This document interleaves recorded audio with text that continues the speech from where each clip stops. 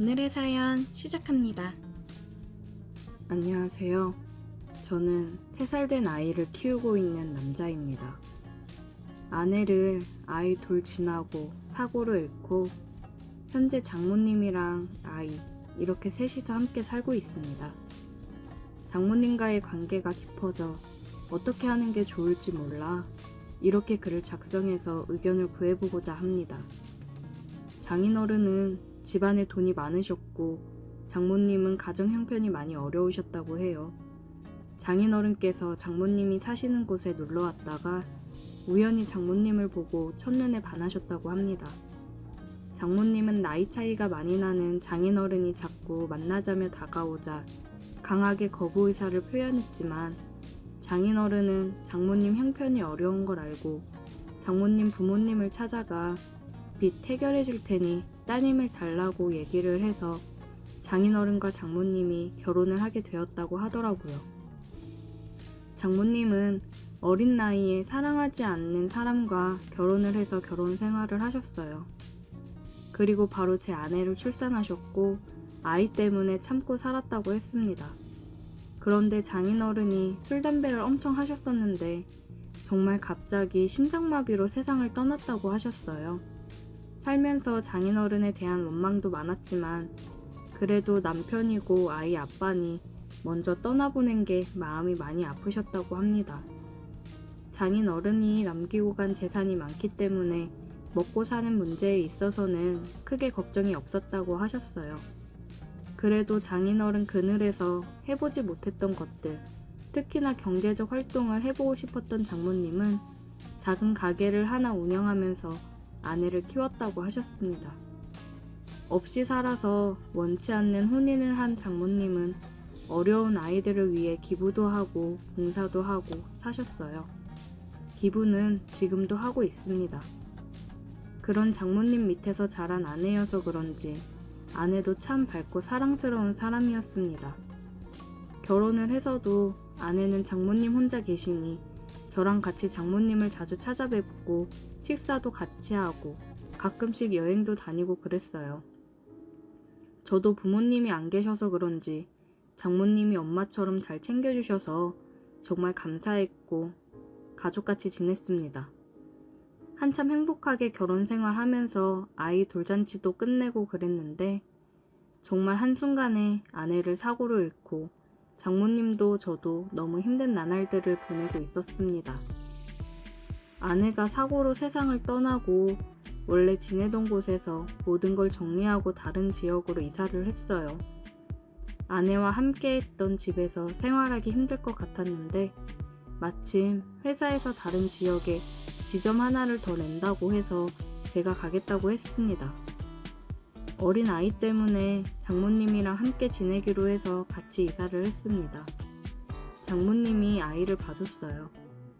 힘든 마음을 추스르고 장모님도 저도 힘겨운 상황에서도 서로를 의지하면서 지내고 있었습니다.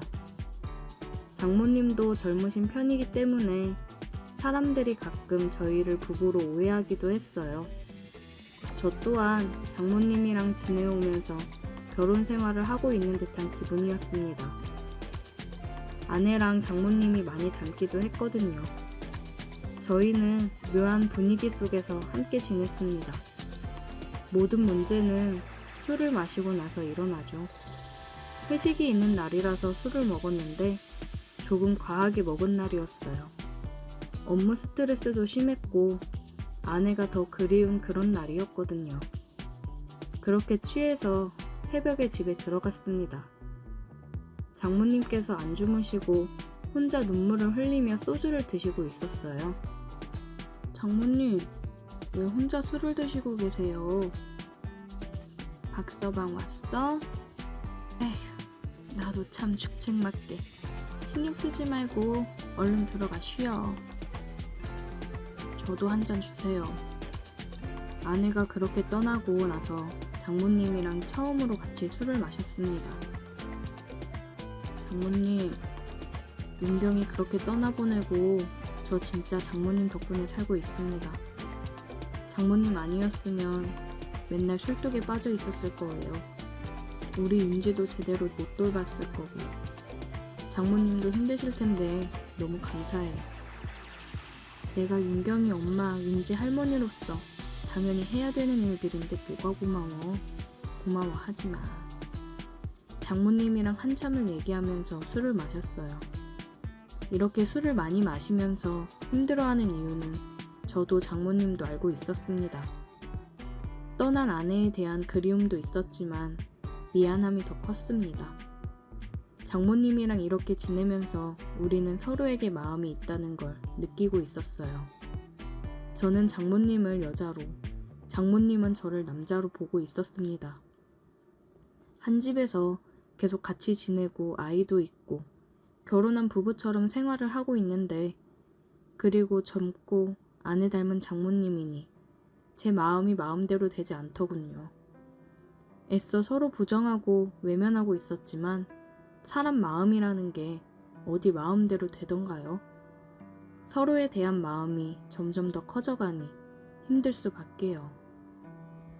장모님, 저 더 이상 제 마음을 숨길 수가 없어요. 윤경이한테 너무 미안하고 이러면 안 되는 거 알지만 장모님을 향한 제 마음을 더 이상 멈추기 힘들어요. 박서방, 장모님도 저 사랑하시잖아요. 우리가 윤지랑 이렇게 행복하게 사는 게 윤경이도 바라는 거 아닐까요? 저는 얘기를 하면서 눈물을 흘렸습니다.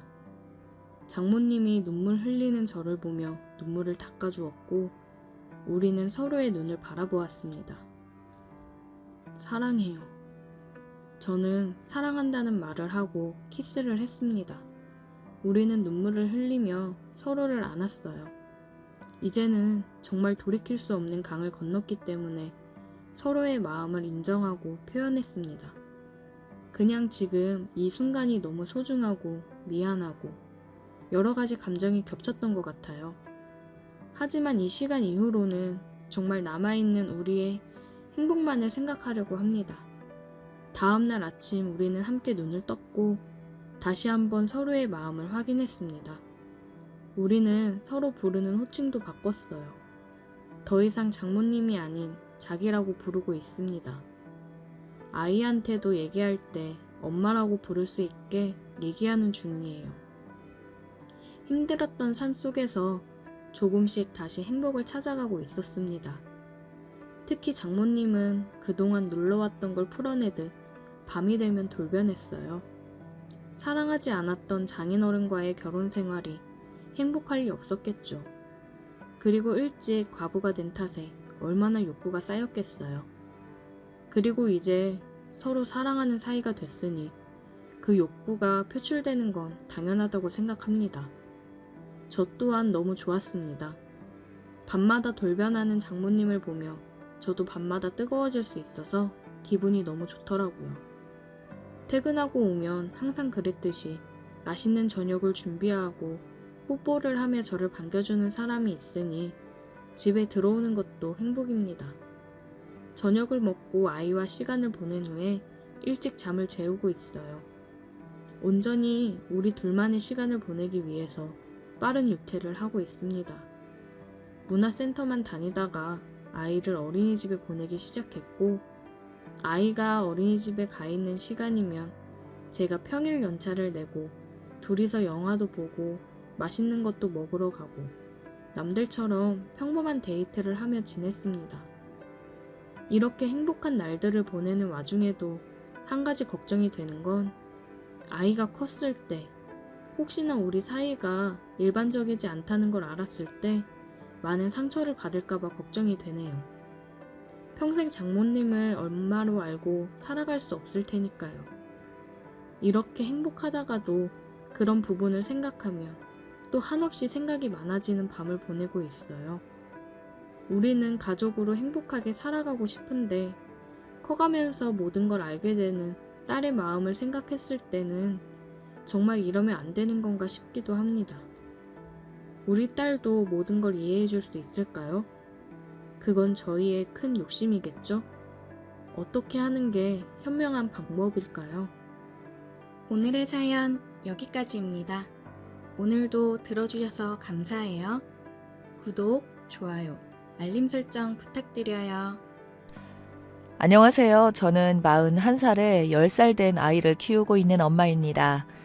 지금은 그때 사건에 대해서 마음의 정리도 좀 된 상태이다 보니 이렇게 제가 겪었던 사연을 글로 작성하게 되었어요. 남편과 연애하고 결혼 생활한 기간이 15년 정도 됩니다. 한창 꽃이 필 나이에 지금의 남편을 만나 여자의 길을 포기하고 정말 열심히 살아왔는데 고생했다는 말 한마디 하기는커녕 저에게 분노만 안겨준 남편 때문에 한 번뿐인 인생 이렇게 사는 건 아닌 것 같아 이혼을 결정했어요. 남편은 자기가 잘못한 행동에 대해서 충분히 반성하고 있으니 다시 재결합하자고 애원하고 있습니다.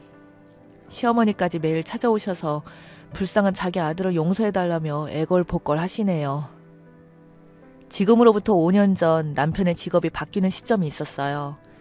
그 전에는 일반 회사원이기 때문에 거의 회사 집 밖에 몰랐지만 그때도 집에 와서 도와주는 건 하나도 없었어요. 그런데 회사의 경영이 나빠지기 시작하면서 인원 조정이 들어갔고 실적도 부진했던 남편은 퇴사를 하게 되었고 실업급여를 받으며 몇 달 지내다가 다시 시작한 일자리는 자동차 딜러 영업직이었습니다. 그 전부터 꼭 한번 해보고 싶었다. 근데 이번 기회에 마음 잡고 시작하려고 이것저것 준비하는 모습에 그래도 집안의 가장이라고 저와 아이 먹여 살리려고 열심히 하는구나 생각했는데 그건 제 착각이었습니다. 영업을 한답시고 뭔 놈의 술을 그리고 많이 퍼마시는지 차라리 예전과 했던 일과 비교도 안 될 만큼 안 좋았어요.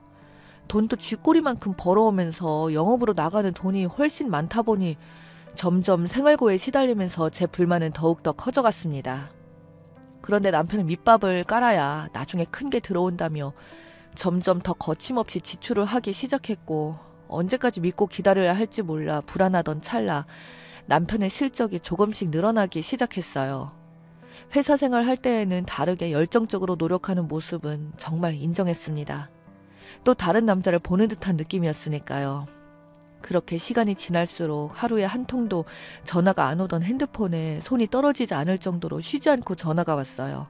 그리고 신차가 출시될 때마다 남편은 더욱더 바빠졌습니다. 그러다 보니 다음날 올 때도 있었고 매장에서 자고 바로 일한 적도 많았어요. 그렇게 바쁘게 살아오며 노력하는 모습을 보니 저도 제가 할 수 있는 부분에서 최선을 다했습니다. 정말 열심히 살아왔는데 어느 정도 위치까지 올라가게 된 남편은 점점 눈빛이 변해가기 시작했고 밖에서 생활을 많이 하다 보니 가족과 보내는 시간을 너무 싫어했습니다. 처음에는 대화도 많이 했었지만 지금은 제가 말 한마디 꺼내는 것조차 인상을 쓰면서 무섭게 바라봤어요. 우리 아들 준이한테도 똑같이 행동합니다. 하지만 들려오는 고객의 목소리에는 즉각 반응하며 밝은 미소와 함께 한층 높아진 음으로 친절하게 대해주더군요. 그런 가식적인 모습을 보고 있자니 너무나 짜증이 올라왔고 결국 부부싸움까지 커지게 되었습니다. 내가 많은 걸 바란 것도 아니고 그저 대화할 때 서로 웃으면서 따뜻한 말 한마디 오고 가면 되는 건데 나랑 서준이한테는 정말 싫다는 표정으로 인상 쓰는 게 말이 돼? 뭐가 그리 짜증이 나는 건데 나도 내가 할 수 있는 위치에서 얼마나 열심히 하는 줄 알아? 나도 최선을 다해 키우고 있다고. 그리고 당신 어머님 몸도 불편하셔서 매일같이 새로운 음식해서 서준이랑 버스 타고 다녀오는데 고생한다는 말 한마디 하지 않잖아. 나는 퇴근하고 온 당신에게 고생했다고 따뜻하게 말해주면 인상이나 쓰면서 가지고 있는 가방 내 얼굴에 던지기나 하고 내가 그렇게 우스워? 집에서 놀고 먹고 하는 것 같냐고. 그 정도 한 거 가지고 엄청 생색이네. 그럼 당신이 나가서 영업하면서 차 팔아 보던가. 집에서 벌어다 준 돈으로 흥청망청 걱정 없이 쓰니까 아주 배부른 소리 하고 있어. 밖에서 쉬지도 않고 말하고 들어왔는데 집에서만큼은 말 좀 안 하게 해주면 안 되냐? 내가 이래서 집에 들어오기 싫은 거야. 너만 힘들어? 나도 똑같이 힘들어. 그래, 말 잘했다. 나도 내 위치에서 정말 열심히 하고 있다고. 내가 나 좋자고 그러는 거야? 마누라랑 자식 새끼 돈 걱정 없이 살게 해주려고 하는 거잖아. 요즘 신차 출시돼서 바빠 죽겠는데 마누라라는 사람이 내조해주지는 못할 망정 투정이나 부리고 있고 정말 지긋지긋해. 차라리 이혼하던가. 이렇게 살고 있는 거 나도 답답하다고. 남편도 그동안 쌓였던 감정이 폭발했는지 영업으로 다져진 언변으로 쉬지도 않고 저에게 모진 말들을 하기 시작했고, 그런 모습을 보고 있던 서준이는 결국 싸우지 말라며 눈물을 흘리며 저희를 말리고 있었습니다. 남편은 현관문을 박차며 밖으로 나가버렸고, 소파에 앉아 서운한 마음에 눈물을 흘리고 울고 있는 서준이를 달래주었어요. 그렇게 남편은 다음날 집에 들어올 줄 알았지만 이틀이 지나고 일주일이 지나고 한 달이 지나도 전화 한 통 받지도 않았습니다. 매장에도 가봤지만 동료 직원분께서는 잘 모르겠다는 말만 할 뿐 더 이상의 정보는 찾지 못했어요. 그런데 그날 예상하지 못한 일이 벌어지고 말았습니다. 아침부터 더 세차게 비가 쏟아지는 바람에 서준이와 함께 비를 피하고자 근처에 있는 패스트푸드점으로 향했고, 배가 고파하던 아들을 위해서 햄버거 세트 하나 시켜 2층에서 비오는 밖의 풍경을 바라보고 있는데, 주차장에 세워진 자동차가 눈에 들어왔고 별 생각 없이 보는데 남편 차량의 번호판이 눈에 띄어 자리에 벌떡 일어나 쳐다보고 있는데, 햄버거 세트를 사들고 웃으면서 뛰어가더니 차 안으로 들어갔습니다. 제가 2층에 있을 때 남편은 1층에서 햄버거를 주문했던 거죠. 그런데 웃으면서 누군가를 향해 바라보자 차 안으로 들어가는 모습에 남편에게 전화를 걸었지만 핸드폰은 꺼져 있었고, 쏟아지고 있는 비 때문에 남편의 차에 누가 타고 있는지 잘 보이지 않았습니다. 그냥 직원이겠거니 생각하며 서준이에게 햄버거 먹고 있으라며 기다리라고 말한 후 남편이 있는 곳을 내려가려 하던 찰나 엄청난 소리가 들려왔고, 창문 밖을 보니 많은 비로 인해 산사태가 일어나 많은 흙들이 주차장을 덮었습니다. 산사태가 덮친 곳에 남편의 차가 있었고 흔적도 없이 사라져버린 현장을 보고 너무 놀라 급하게 뛰어가 남편이 있는 곳으로 향했습니다. 그리고 희미한 목소리로 울부짖는 남편이 살려달라며 구조 요청을 하길래 저도 모르게 맨손으로 땅을 파기 시작했고, 생각보다 차 위에는 많은 흙들이 덮여있지 않아 앞 유리를 볼 수 있을 정도로 땅을 팔 수 있었습니다. 하지만 문을 열 수 없었고 앞유리로만 생사를 확인할 수 있었어요. 그런데 119에 전화를 하려고 하는데 남편 목소리만 들리는 게 아니라 다른 누군가의 목소리로 들려왔습니다. 흙 때문에 잘 보이지 않아 계속해서 닦으며 차 안을 쳐다보니 창문에 비친 사람은 저희 옆집에 새로 이사 온 사람이었어요. 몇 달 전 젊은 부부가 이사 왔는데 떡을 돌리며 인사를 나눈 적이 있었거든요. 이 사람이 왜 저희 남편 차를 타고 있는 건지 도저히 이해할 수 없었죠. 저는 순간 뒷걸음질을 치며 뒤로 물러났고, 갑자기 떠오른 아들이 생각나 2층을 바라보니 창문을 바라보며 울고 있길래 급하게 올라가서 안아주고 진정시켰어요. 뒤이어 누군가가 119에 신고를 했는지 구급차가 빠르게 현장에 도착했고, 남편과 옆집 여자를 구조해주려고 작업 준비를 하던 도중 갑자기 더 많은 양의 산사태가 일어나면서 아예 차를 덮어버리고 말았습니다. 그런데 차 안에서 비명소리가 들려왔고 상황이 심각해짐을 알 수 있었어요. 그렇게 차가 나오는데 3시간이 걸렸고 모습을 드러낸 차는 심각할 정도로 납작해져 있었죠. 그리고 남편과 옆집 여자는 차 안에서 정신을 잃은 상태였고, 충격적인 건 남편은 그 여자를 보호하는 것처럼 있었습니다. 구급대원 분들은 남편과 옆집 여자를 분리시킨 뒤 응급실로 향했고, 병원에서 듣게 된 둘의 상태는 너무나 심각했어요. 남편은 척추에 충격을 받은 나머지 하반신 마비가 온 상태였고, 옆집 여자는 머리를 크게 부딪히면서 혼수 상태에 빠져있는 상태였어요. 둘 다 심각한 상태로 병원에 누워있는데 너무나 화가 치밀어 올랐습니다.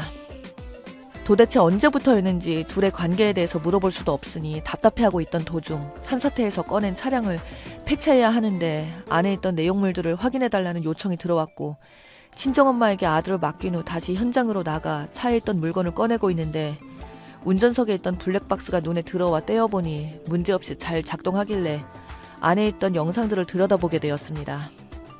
녹음된 음성을 듣다 보니 정말 가관이더군요. 역시 우리 옆집 오니까 정말 좋지? 매일 얼굴 볼 수 있잖아. 나 회사에서 잘렸을 때 얼마나 힘들었는지 알아? 그래도 이렇게 자동차 딜러로 성공했으니 나 믿고 따라와줘서 고마워. 나도 어느 정도 자리 잡혔으니 새롭게 출발하자. 준비는 잘 되어가고 있는 거지? 나도 지금 밑밥 깔고 있긴 한데 확 걸릴 것 같진 않네. 워낙 성격이 센 편이라. 그건 우리 집에 있는 1시간 백수 남편도 마찬가지야. 하는 거 없이 놀고 먹으면 내 돈 까먹는데 얼마나 꼴 보기 싫은 줄 알아? 그래도 이혼은 어렵지 않게 끝날 수 있긴 한데 당신 나이도 있잖아. 그래도 10년을 키웠는데 정말 나만 보고 따라올 거야? 그놈만 자식이야? 당신 뱃속에 있는 우리 이쁜 아기도 자식인데. 다음 달에 결정 볼 테니까 그런 줄 알고 있어. 그런데 자기 뭐 먹고 싶어? 응? 햄버거 먹고 싶은데 패스트푸드라 괜찮을까? 그래도 먹고 싶은 거 먹는 게 스트레스 덜 받으니까 그게 낫겠지. 그렇게 남편과 옆집 여자의 관계에 대해서 모두 알게 되었습니다. 남편은 저와 결혼 후 회사 동료인 여자와 함께 몰래 만남을 가져오고 있었고 계속되는 불안한 회사 생활에 섣불리 모든 걸 정리할 수 없어서 몰래 만나기만 했던 거죠. 자동차 딜러로 성공을 한 후 회사 동료였던 옆집 여자에 대한 사랑을 더욱더 적극적으로 표현을 했고 끝내 저와 아들에게 등을 돌리고 다른 삶을 살려고 계획을 하고 있었어요. 뱃속에 아기까지 있었다는 거에 너무나 충격을 받아 한참을 멍하니 서 있었고 그렇게 차를 폐차시킨 후 병원으로 돌아와 보니 심각한 상황인지 의사와 간호사는 바쁘게 움직이고 있었습니다. 무슨 일 있냐고 간호사에게 물어보자 옆집 여자가 머리를 크게 부딪히면서 뇌출혈이 심하게 일어났는지 급하게 수술대에 올랐다며 뱃속에 3개월 된 아기까지 위험하다는 말을 듣게 되었어요. 병원에서 일단 남편이 깨어나기를 기다리고 있는데 옆집 여자의 남편이 병원을 찾아왔고 오열하며 난리를 치고 있었습니다. 한참 뒤에 수술실에서 나온 회사는 옆집 여자가 세상을 떠났다는 말을 남편에게 전달을 하였어요. 양쪽 집안이 순식간에 아수라장이 된 모습을 보고 있으니 너무나 화가 났습니다. 자신들의 잘못된 행동으로 도대체 몇 명이 피해를 보는 건지 그동안 남편만 바라보고 살았던 제가 너무나 한심했어요. 뒤이어 남편이 눈을 떴고 자신의 몸 상태를 보고서는 받아들일 수 없는지 눈물을 흘리고 있는 모습에 제 손은 남편 얼굴로 향했습니다. 모든 걸 알게 됐다는 표정으로 바라보니 아무 말 없이 고개를 떨구고 뒤이어 시부모님께서 수술이 끝난 남편의 병실로 들어오더니 어찌 된 거냐고 물어보길래 남편과 시부모님 앞에서 차 안에서 있었던 내용들을 모두 들려주었어요. 잘 들으셨죠? 저놈이 그동안 저를 10년 동안 가지고 놀았어요. 서준이는 무슨 죄예요? 저런 놈을 아빠라고 매일 잠도 안 자고 기다리고 있었으니 정말 가슴이 아프네요. 저는 절대 용서해 줄 일 없으니까 한 번씩 마비된 못난 아들 뒷바라지 하면서 잘 살아보세요. 저는 더 이상 이렇게 살 수 없을 것 같아요. 쓰레기 같은 게 제 남편이었다는 게 너무나 소름 끼쳐요. 제발 이혼만은 하지 말거라. 내가 잘못했다. 내 잘못이니 너무 감정적으로 생각하지 말고 다시 한 번만 나를 봐서라도 용서해 줄 수 없겠니? 내가 이렇게라도 부탁하마. 아들을 떠나면 우리는 어떡하라고. 내가 이렇게 무릎 꿇으마. 떠나지 말거라. 무릎 꿇으셔도 소용없고요. 용서해 줄 마음도 전혀 없어요. 이 못난 놈아, 당신이 잘못한 일로 인해 어머님이 내 앞에서 무릎까지 꿇고 싹싹 빌고 있다. 이래도 네 행동에 대해서 잘못한 건 없다고 생각해? 그렇게 벌받고도 자존심은 남아있나 봐. 어떻게 미안하다고 한마디도 안 할 수가 있어? 정말 대단하다. 앞으로 평생 그렇게 살아. 다시는 얼굴 볼 일 없을 거고 우리 아들 서준이도 다시는 볼 생각하지 말고 하늘이 준 이 기회 절대 놓치지 않을 거야. 평생을 그 몸뚱이로 후회하면서 살아봐. 어디? 제 다리를 붙잡고 놔주지 않던 시어머니를 뿌리치고 병실에서 나왔어요. 그렇게 유책 배우자인 남편에게 이혼 소송과 위자료 청구 소송을 제기한 상태입니다. 너무나 황당하고 어이없는 상황에서 벌어진 일이었지만 이런 상황으로 인해 제가 알게 된 게 천만 다행이라고 생각해요. 만약 모르는 상태로 당했다면 정말 정신적인 충격이 너무나 컸을 것 같거든요. 정말 하늘이 도와준 거죠. 앞으로 좋은 일들만 생겼으면 좋겠습니다. 평생을 후회하면서 살겠죠. 자신의 잘못을 단 한 번이라도 뉘우쳤으면 좋겠네요. 제 사연을 읽어주신 분들 오늘 하루 하시는 일 잘 되었으면 좋겠습니다. 감사합니다.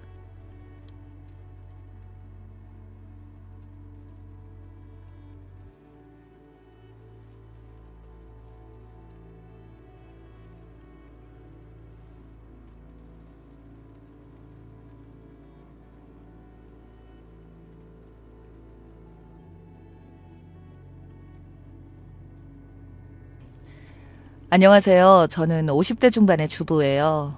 20대 초반에 남편을 만나서 결혼을 하게 되었어요. 남편과의 나이 차이는 6살 차이였고 제가 사실 별로 좋아하지도 않던 남편이 저를 계속 따라다니며 좋다고 하였고 가난했던 저희 집에서 저를 마치 떠넘기다시피 남편과 일찍 결혼을 했던 게 큰 문제였던 것 같습니다.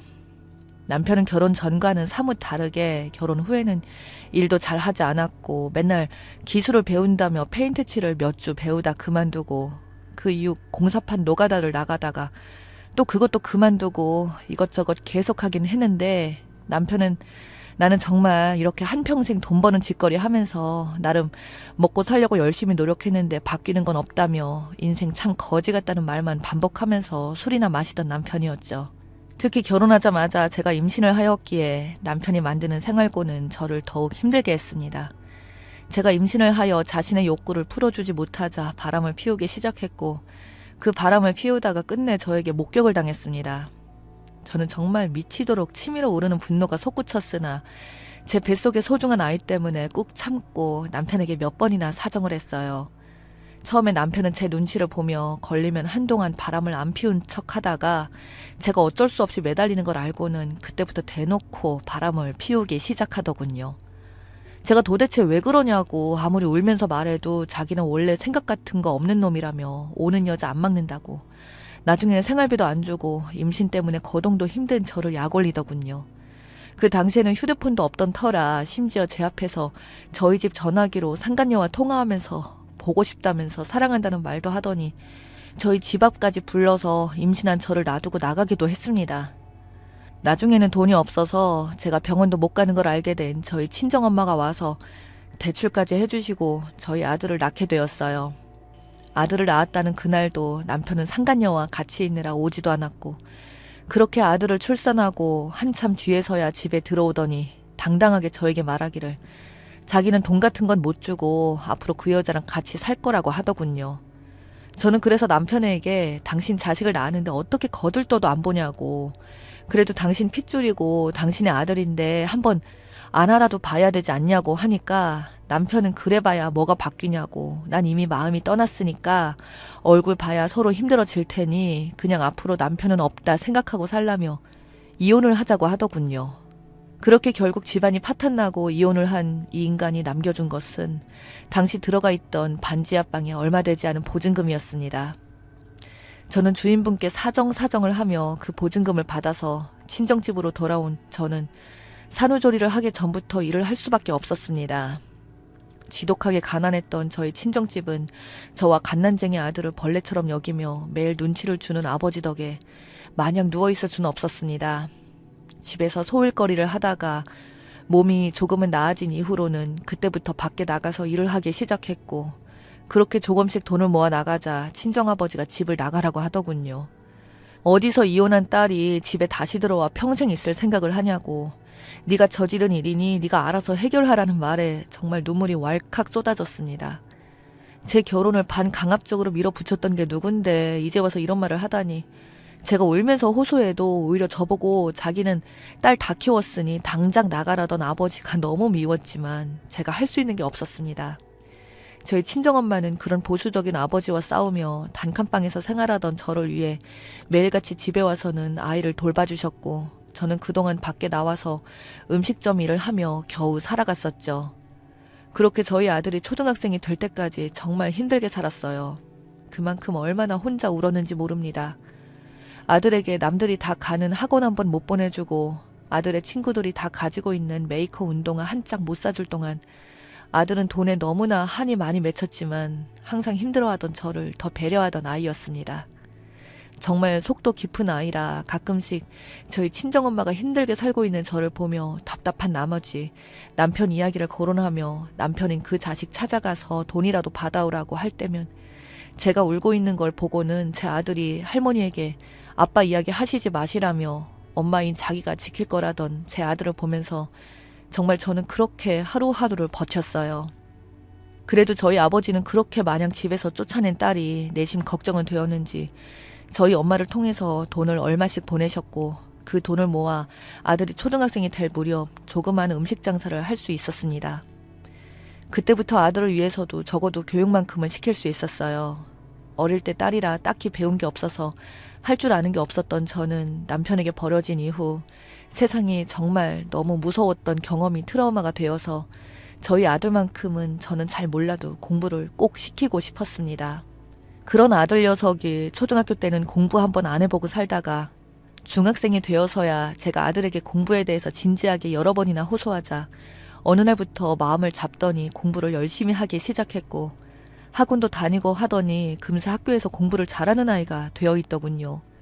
그걸 보고 또 제 마음이 아팠습니다. 어쩌면 초등학교 때 남들이 다 하는 영재교육 이런 걸 못 시켜줘서 이제서야 제 아들에게 공부할 수 있는 교육 환경을 만들어준 모자란 부모가 바로 저라는 생각이 들어서 죄책감이 들었어요. 그 이후로도 여러 번의 풍파들이 있었지만 저는 적지 않은 돈들을 벌게 되어 아들의 등록금과 아들의 결혼 자금을 차곡차곡 모아갈 수 있었고, 중간에 저에게 재혼을 전제로 만나자는 남자들도 몇 명 있었지만 남편과의 트라우마 때문인지 남편 이후부터 남자랑 연애하고 싶은 마음은 조금도 생기지 않았습니다. 그렇게 세월이 흘러 아들이 대학생이 되었을 때는 진심으로 너무 기뻤습니다. 아들은 좋은 대학교 입학을 했거든요. 그리고 졸업할 때까지 장학금을 받으며 제가 주던 학비들과 생활비도 전부 모아두며 아르바이트까지 했습니다. 그러던 어느 날 아들은 저에게 청천벽력 같은 이야기를 하더군요. 자기가 엄마처럼 음식 장사를 해야겠다고 말합니다. 좋은 대학 나와서 대기업에 취직해서 행복한 삶을 살기 바랬던 저에게는 기껏 열심히 공부해서 좋은 대학 나와서 한다는 소리가 음식 장사라니, 제가 아들에게 도대체 왜 그러냐니까 평범하게 대기업 다녀서는 집 한 채 사기도 힘들고 결혼도 못한다고, 자기는 사실 어릴 때부터 무조건 돈을 많이 벌어야 된다고 생각했고 그중에 요식업 한 가지 길인 것 같다고 어렸을 때부터 지금까지 엄마를 봤기 때문에 적어도 장사에 대해서는 어느 정도 감이 생긴 것 같다며, 저의 만류에도 불구하고 아들은 이미 마음을 굳게 먹었는지 음식 장사를 시작하더군요. 결국 아들의 고집을 꺾지 못하고 만약 음식 장사를 하다가 잘 안 되어서 망하게 되면 그땐 다시 마음 접고 대기업 회사에 취직을 하기로 한 조건으로 아들은 그렇게 음식 장사를 시작하였습니다. 아들의 음식 장사는 처음부터 겉멋에 들려 시작한 게 아니라 대학 시절 동안 아르바이트를 한 식당들을 토대로 조사한 노트들만 수두룩했고, 전국의 맛집이라면 그게 푸드트럭이든 어디든 가리지 않고 다니며 연구를 반년 동안 하더니 대학생들이 좋아하는 호프집을 하나 차리더군요. 그동안 아들이 모은 돈들과 대출, 그리고 자신이 아르바이트를 했던 사장님이 투자를 해줘서 50대 50의 지분으로 시작했다고 했습니다. 오픈 전부터 매일같이 저를 찾아와 저희 음식점 폐점 시간이면 매일 안주 요리들을 수십 번씩 만들면서 맛을 테스트하며 보내더니 결국 가게 오픈한 지 얼마 안 되어서 엄청난 성공을 거뒀다고 하더군요. 불안 반 기대 반으로 그런 아들을 지켜보았으나 3년도 채 되지 않아 5군데의 지점을 확장하며 저에게 그동안 너무 고생이 많으셨다고, 자기도 솔직히 1년은 조마조마했는데 3년째 지나도 이 정도 수익이 나오니 안정권에 이제 접어든 것 같아서 고급 아파트 한 채를 샀다며 제 이름의 명의로 사주더군요. 매달 생활비 드릴 테니 이제는 음식 장사 하지 말라던 제 아들을 보니 그동안 살아온 세월들이 마치 이날을 위해서 살았나 싶었습니다. 저는 우리 아들이 벌은 돈으로 어떻게 내가 호의호식 할 수 있겠냐며 말을 하자 제 아들이 저에게 말하기를, 엄마는 내가 어렸을 적 충분히 저를 버리고 더 좋은 삶을 살 수도 있었을 거라고. 자기가 엄마였으면 그 지독하게 미웠던 아빠 때문에라도 자기를 버렸을 것 같다고 말하며 수십 년간 하루도 안 쉬고 일하시느라 요즘 관절도 안 좋고 병을 달고 사는 거 다 안다고, 그러니 자식인 저를 위해서라도 아픈 몸 이끌고 이제는 일을 좀 그만하시라고 하더군요. 정 일을 하고 싶으시면 아들 가게나 한 번씩 나오셔서 관리만 좀 봐주시면 좋겠다는 말에 결국 저도 일을 그만두게 되었어요. 그 뒤로 아들의 일은 단기간 반짝하고 끝난 게 아니라 정말 날이 갈수록 잘 되어갔습니다. 나중에는 호프뿐만이 아니라 커피숍도 오픈하면서 저로서는 상상하기 힘든 돈들을 모으기 시작했죠. 아들도 그때는 이제 연애도 하며 곧 결혼을 할 무렵에 사건이 생기게 되었습니다. 어느 날 저희 집에 아파트 하수관이 막혀서 수리공을 불렀는데 그 수리공 얼굴을 보자마자 저는 얼어버릴 수밖에 없었습니다. 30년이 넘게 지나도 그 얼굴은 한눈에 알아보겠더군요. 노동과 피로에 찌들어 매일 술만 달고 살던 그 얼굴, 바로 전남편이었습니다. 전남편도 처음에는 저를 못 알아보다가 제가 멍하니 얼굴을 쳐다보고 있자 저인 걸 깨달았는지 눈이 휘둥그레지면서 깜짝 놀라더군요. 그러면서 저에게 반말로 희죽이면서 말했습니다. 좋은 남자 만났나 보네. 라고요. 자기한테 울며불며 매달리더니 인생 참 좋아 보인다며 자기는 이렇게 너무 힘든데 너는 사모님 소리 들으며 살아서 좋겠다고, 아들은 어디다가 버렸냐고 말을 하더군요. 저는 그 답변에 아무 말도 안 하고 있자 자기 혼자 이 말 저 말 하더니 나중에는 저희 집을 자기 마음대로 돌아다니더군요. 제가 경찰 부르기 전에 당장 집에서 나가라고 말했더니 급기야 안방까지 들어가서 아들 사진을 보더니 멍하니 있더군요. 그러면서 사진에 있는 남자를 가리키며 혹시 자기 아들 아니냐며 말하길래 저는 계속 아무 말도 안 하고 있자 집을 갑자기 나가더니 주말에 아들이 있을 때 전 남편이 저희 집을 다시 찾아왔습니다.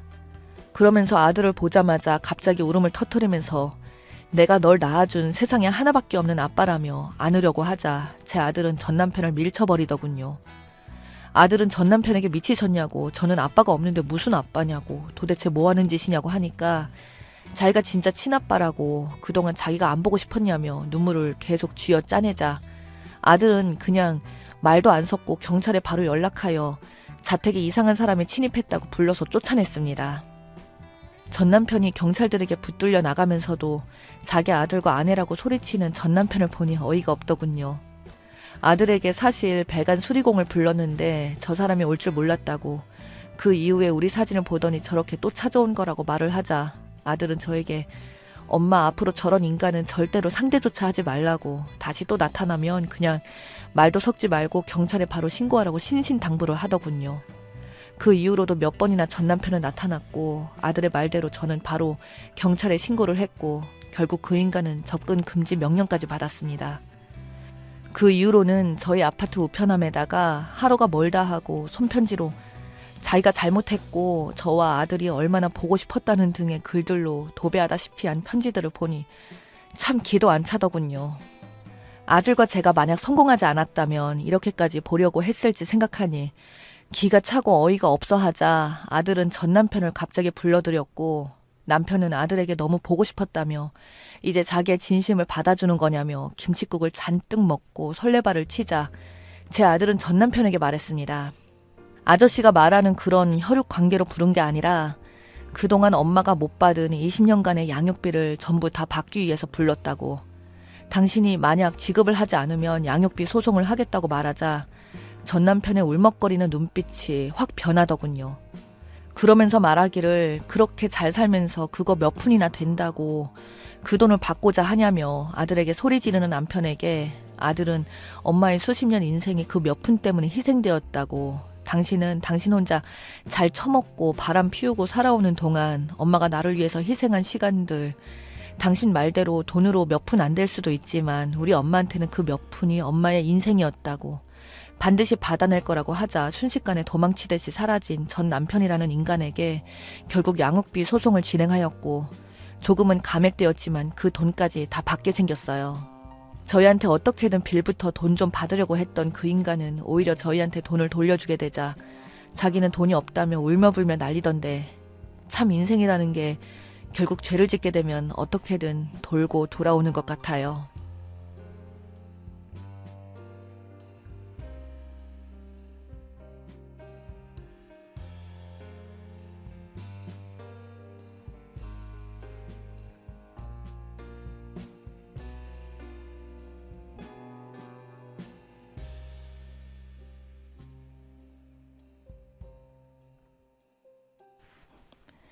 저는 32살 여자이고 남자는 34살입니다. 부모님께서 알고 지내던 지인분을 통해 아시는 분 아들을 소개받았습니다. 식사하는 내내 즐거웠고 식사 후 영화도 봤습니다. 그 뒤로도 만나고 사귀게 되었어요. 연애 과정에서 남친의 행동 문제로 몇 번 뭐라고 한 것 외에는 크게 싸운 적이 없어 그럭저럭 잘 만나왔고 그렇게 지내다가 그 집 여동생이 먼저 결혼을 했습니다. 결혼 얘기까지 하는데 사돈이 될 집이라면 청첩장을 보내는 게 맞는 게 아닐까요? 초대해서 오거나 그런 건 받는 사람 입장이고 무조건 줘야 하는 게 맞다고 생각하는데 청첩장을 안 주더라고요. 그래도 저희 어머니가 사돈 될 집한테 가보기는 해야겠다고 해서 저희 둘이 가서 축의금을 내고 얼굴 보고 왔어요. 게다가 시누이잖아요. 사돈 될 집에서 결혼식에 와줬으면 그 다음 날이라도 고맙다고 저희 부모님께 전화라도 해야 하는 게 맞지 않나요? 저한테는 예비 시어머니라 감히 카톡으로 어머님한테 고맙다고 전해드려라 이렇게 보내고 끝이더라고요. 무슨 이런 경우가 있지? 결혼 전부터 저희 집을 무시하나 싶기도 하고 부모님도 상당히 불쾌해하셨어요. 그래도 사람마다 부담이라고 생각하는 기준이 다를 수도 있겠다 싶어서 넘겼습니다. 우리 가족이 부담이 될까봐 배려한 것일 수도 있으니까요. 그러다 상견례를 하게 되었죠. 본래는 본인들과 부모님들 이렇게 보는 게 어떻겠냐고 했는데 남자 쪽 아버님이 가족 전체가 다 같이 보는 게 좋겠다고 해서 전체 다 같이 보기로 했습니다. 남친 쪽은 저희 아버지, 어머니, 여동생 남편 이렇게 나왔고 저희 집은 저, 아빠, 엄마, 남동생 4명 나갔어요. 상견례의 기본 옷차림은 뭔가요? 당연히 양가 식구들이 다 만나는 자리인데 첫인상이 중요하기 때문에 남자는 정장, 여자는 단정한 원피스나 정장을 입어야 한다는 것이 보통 사람들의 생각입니다. 상견례 때 첫 이미지가 얼마나 중요한 자리인데 정말 아니었습니다. 저희 엄마는 아침 일찍 일어나서 헤어숍 가서 머리랑 메이크업 받으시고 출발하셨거든요. 가족들 모두 정장을 입었습니다. 그런데 남자친구 쪽은 약속 시간도 20분이나 늦으면서 아버지는 야상 자켓에 어머니는 머리도 안 말고 화장도 안 하고 가디건을 입고 오셨고 여동생이라는 분의 남편이라는 사람은 흰색 라운지 티에 회색 가디건 커플룩으로 입고 왔습니다. 저희 가족은 그 자리에서 표정이 굳었는데 그런 줄도 모르고 그냥 편하게 얘기하더라고요. 신혼집 문제는 저와 남친이 모아둔 돈에 저희 집에서 1억, 남친 집에서 4천 이렇게 보태주시기로 먼저 얘기가 되어 있는 상태였어요. 예전에는 더 잘 살았는데 지금이 사정이 좀 어렵다면서요. 그래서 저희 엄마 아빠가 딸내미 더 이뻐해달라고 이해하셨고 그런 돈 문제는 더 이상 예민한 이야기니 꺼내지 않는 상태였습니다. 원래는 상견례 자리에서 말을 아껴야 하고 할 이야기는 적당히 해야죠. 그런데 예비 시어머니 되는 분이 자꾸 저희 엄마한테 예물은 어떤 것을 원하고 무엇을 원하냐고 노골적으로 3번을 물어보더라고요. 원한다고 이야기하면 다 해줄 건가요? 기분이 나쁜 상태에서 상견례가 끝났어요. 제가 부모님한테 잘 얘기해서 잘 풀었지만 저 역시 좀 그렇기는 하더라고요. 그런데 그 집은 그런 기본적인 것들을 몰랐어요. 상견례 후에 제가 남친에게 물었습니다. 어머니와 동생 부부는 그렇게 입고 상견례 자리에 나오냐고 아버님이 선택해서 입은 거냐고 물었더니 그 전날 비싸게 주고 산 거라 잘 어울려서 입고 나간 거라고요. 이게 뭐지? 라는 생각이 들었습니다. 그때 남자친구가 사람 하나는 괜찮다고 생각했기에 어찌저찌 결혼 날짜를 정했고 그에 맞게 예식장이며 신혼여행 스드메 전부 준비하고 있었어요. 한 번 터진 양가 어머님들 한복을 고르러 가는 날이었는데 한복집에 친하지 않은 관계인 사돈끼리 같이 가면 별로 좋지 않다는 말을 들어서 얼굴 한번 보신 분들인데 얼마나 친하겠습니까? 그래서 따로 모시고 갈 예정이었어요. 예비 시어머님이 이상한 고집을 부리기 시작하는데 한복을 꼭 우리 친정 엄마랑 같이 대여하시겠다고 하는 거예요. 그래서 저희가 너무 튀지만 않으면 굳이 맞추지 않아도 된다고 설명을 드렸어요. 그래도 계속 같이 가야 한다고 하셔서 시간을 맞춰서 한복집을 예약하고 만났습니다. 한복을 고르고 있는데 갑자기 사돈, 내가 딸 시집 보낼 때 분홍 치마를 못 입어봤는데 우리 아예 똑같이 흰 저고리에 분홍 치마 입는 것이 어때요? 하면서 신부 측 한복을 고르는 거예요. 모두 다 당황해서 멍 때리고 있는데 눈치챈 한복집 사장님이 그렇게 하시면 아무리 신랑 측 신부 측 나눠져 있다고 해도 하객들이 헷갈리세요 하면서 말렸는데 괜찮대요. 괜찮기는 누가 괜찮은 건지 그러면서 그 자리에서 30분을 자기 소원이라면서 어필을 하시는 거예요. 저랑 엄마랑 그래도 그건 아닌 것 같다고 그러면 차라리 위에 연한 하늘색 저고리 치마는 분홍 치마를 입으시라고 우리 엄마는 색을 더 고르지 않고 노랑이나 하얀 저고리를 입겠다고 하셨죠. 근데 또 하얀 저고리에 분홍 치마를 같이 입어야 이쁘다고 하시네요. 또 자기 친구가 그렇게 입고 들어갔는데 너무 예뻤다고 하시면서요. 우리는 보지도 못한 일인데 이런 말까지는 그렇지만 끼리끼리 논다고 주변에 그런 사람이 또 있구나 싶었어요. 게다가 한복집에서 구매 말고 대여하는 건 한 벌씩밖에 없어서 같이 입을 수도 없었고요. 계속 마음에 드는 것이 없다며 너무 촌스럽다고 하면서 태클을 걸더니 한복집에는 괜찮은 한복집이 또 있으니 거기 가보라고 하시면서 나갔으면 했는데 정말 너무 창피했어요. 게다가 나오는데 한복집 사장님이 저한테 귓속말로 시어머니 때문에 힘들 것 같아요 하시더라고요.